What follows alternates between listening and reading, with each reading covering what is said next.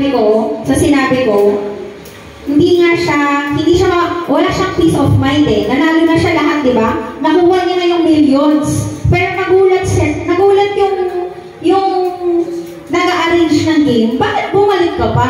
Kasi may gusto siyang patunayan, di ba? So, ayan. Next. Wait lang. Ito, nakita ko lang to. Bakit kaya sa tingin nyo, ginawa ng director na ang panalo is si 456? Ibig sabihin, may meaning pala yung 456.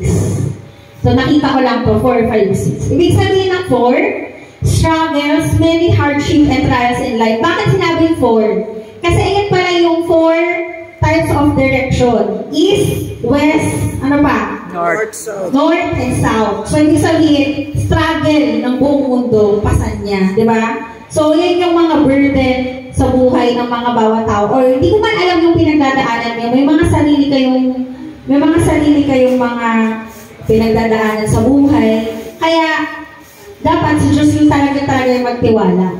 5, ibig sabihin ng 5 kasi, grace. Ibig sabihin ng grace is, bakit siya tinawag na 5? Kasi, ang letter ng grace is ilan? G-R-A-C-E. So, biblical numerology talaga siya. So, kahit nung pinako si Jesus Christ, ilan ang sugat niya? 5 din. So, tinik sa ulo, sugat sa kanang kamay, sugat sa kaliwang kamay, ano pa? Sugat sa paa. Sa kanang paa, sugat sa kaliwang paa. So, 5 talaga ang grace. Kahit yung limang 5,000 people, gamit yung 5 breads. Diba? So, yan talaga yung numerical Bible is 5, grace. So, next is 6, man is imperfection. Bakit 6? Kasi ika-6 ginawa yung tao ni Jesus Christ, di ba? So, kaya, ayan ang sabi. Nakita ko lang to. So, 456 reminds us that even in our struggle, God's grace is always present. So, the world game is about survival, but God's grace is about redemption. Amen ba? Amen. Sige. Next. Sino to?